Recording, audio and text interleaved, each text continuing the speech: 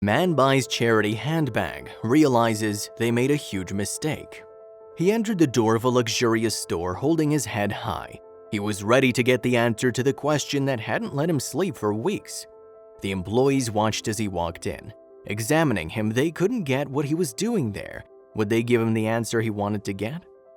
John Richard, a retiree from London, is into spotting beautiful things and appreciating aesthetics. He has a lifelong dream to open a hair salon with his friend and has been saving money for it while enjoying spotting bargains.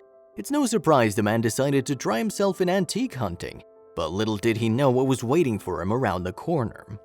Richard started his new hobby with random visits to antique stores. However, things were not going as he planned. He never seemed to find anything he thought could be profitable. The man purchased different items for prices above their worth, only to find out later that he could have saved that money on his dream. Living in London requires a lot of money, especially when it comes to opening your own business. Richard was slowly putting up with the fact that he may never make his lifelong dream come true. Over time, the sparkle in his eye and hopes faded as he realized the reality of his yearning. But then, something changed.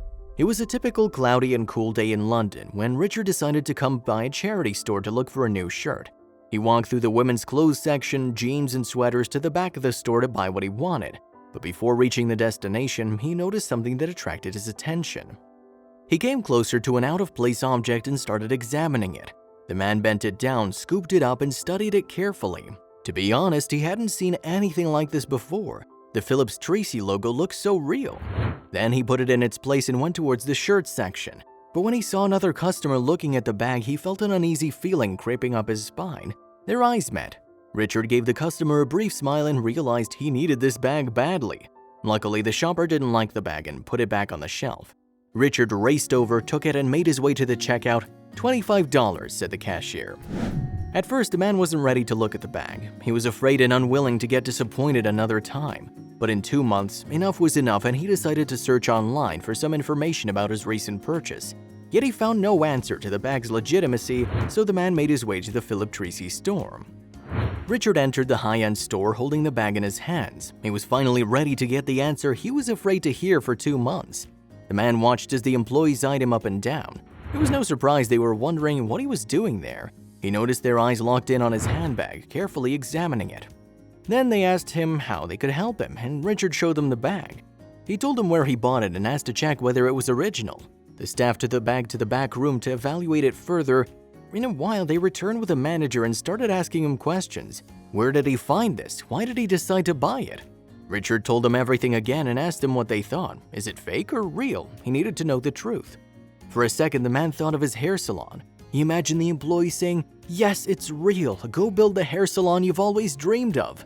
But then his dreams were interrupted. "I can confirm it is definitely one of ours," said the manager, G. Brunette. He was definitely surprised by how Richard managed to find it and tried hard to negotiate a price to repurchase it. Brunette explained only about 10 such bags were ever made.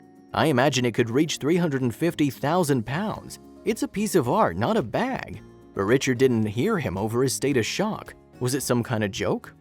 The thing is that Andy Warhol created the Elvis print on the bag, so it's not that difficult to imagine its extraordinary value.